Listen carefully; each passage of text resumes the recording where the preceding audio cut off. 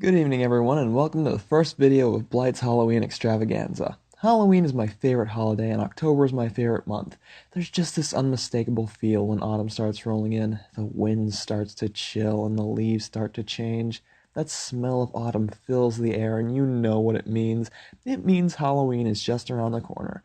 This channel is going to be the most active when it comes to Halloween. It's the least I can do for my favorite holiday. Unfortunately, in my current situation, there's not much I can manage, but I can manage this much. 3 different short reviews, as well as another countdown to break it up, every Saturday, with the last one being posted on Halloween night.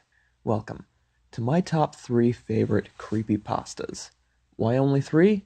Well, there are so many creepypastas out there of varying quality. These 3 are the ones that have stuck with me the longest. And just remember, these are my personal favorites. I don't claim that these are the best, they're just the ones that I like the most. Also be aware that I'm only one individual on the internet. I've not read nor listened to every single creepypasta in existence. Also, this list may be subject to change in the future.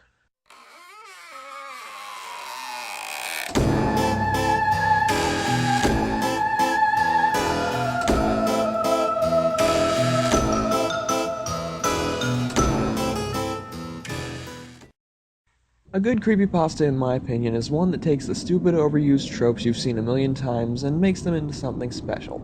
Number 3 is Tiki Toby. It may just be the story of the Slender Man taking a proxy, but the way it's presented sets it apart from the others. Rather than Toby just being a psychopath like any other creepypasta would go for, he's relatable. We've all been that kid. The kid who was bullied for something they couldn't help. For Toby, it was Tourette's. It's not a story of him going insane and killing his whole family like Jeff the Killer. It's the story of a young man losing that last good part of his life, his older sister having died in a car crash that he had unfortunately bared witness to, now stuck with his abusive father. Again, this is more relatable for some people more than others. The lying, cheating alcoholic that only cares about themselves.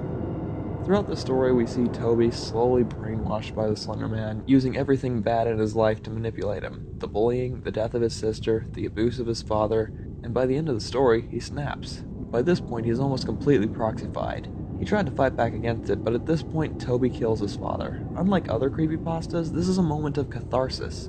We already hated this fucker, and yet, this is horrible. Toby's practically mentally gone, and his mother, the only one who still cared, just saw him murder his father. He makes his escape by setting his neighborhood on fire and then escaping into the forest during the chaos. It's not like we could have had a happy ending, of course. This is a creepypasta after all. But how it ended was cathartic enough for me to say that was a pretty good story. We get the death of the abusive father and the supposed death of the bullies, and yet Toby becomes a proxy and the mother is left with no one. It's a tragedy. You don't need to have a happy ending to have a good ending.